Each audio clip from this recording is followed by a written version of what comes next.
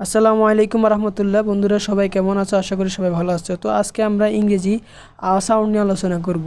তো ইংরেজি সাউন্ডের জন্য আমরা ইংরেজি 3টি ওয়ার্ড ব্যবহার করে থাকি। সেগুলো হচ্ছে এ, ও এবং ইউ। আমরা যদি কোনো বর্ণে এ এবং ইউ এই শব্দগুলো দেখি তাহলে কি আমরা বলে দিতে পারবো যে এখানে আয়ের উচ্চারণ হবে? না, হবে না। কারণ ইংরেজি ভাওয়েলের উচ্চারণ এক এক জায়গায় এক এক রকম হয়। সেজন্য আমাদেরকে নিয়মগুলো শিখতে হবে। তো কখন ইংরেজিতে এ থাকলে আয়ের মতন উচ্চারণ হবে? এখন আসো, এ শব্দটি বা ওয়ার্ডটি কখন আয়ের মতন সাউন্ড উচ্চারণ করবে। যখন কোনো ইংরেজি শব্দের এই লেটারটির পরে আর লেটারটি বসবে, সেই ক্ষেত্রে এর উচ্চারণ আয়ের মতন হবে। বিষয়গুলো কিছু উদাহরণ দেওয়া যাক। যেমন F A R far, J A R jar, S T A R star, এভাবে অনেকগুলো উদাহরণ আমরা দিতে পারি।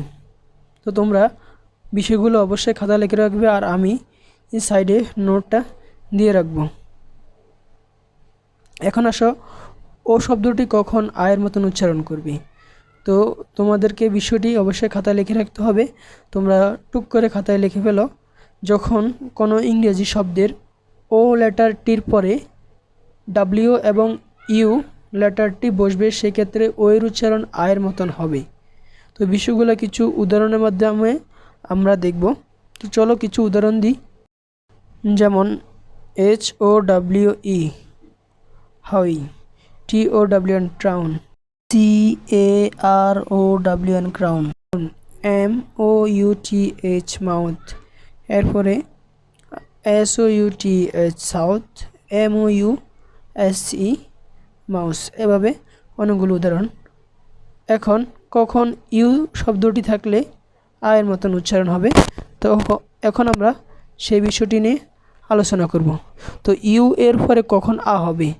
যখন দুইটি কনসোনেন্ট এর মধ্যেখানে ইউ লেটারটি থাকবে, অর্থাৎ যখন দুইটি কনসোনেন্ট লেটারের বা ওয়ার্ডের যখন দুইটি কনসোনেন্টের মধ্যেখানে ইউ শব্দটি থাকবে তখনই আয়ের মতন উচ্চারণ হবে। তো এই বিষয়গুলো আমরা কিছু উদাহরণের মাধ্যমে দেখার চেষ্টা করব। যেমন বাট, কাট, হুট, নাট, জগ ইত্যাদি উদাহরণ। তো আমি তোমাদেরকে উদাহরণসহ বিষয়গুলো সবার শেষে দিয়ে দিব। আর অবশ্যই ভিডিওটি ভালো লাগলে একটি লাইক করে এবং কমেন্টে তোমাদের মতামত জানিয়ে দিবে। আর চ্যানেলটিকে সাবস্ক্রাইব করতে ভুলবে না। ধন্যবাদ সবাইকে। আসসালামু আলাইকুম।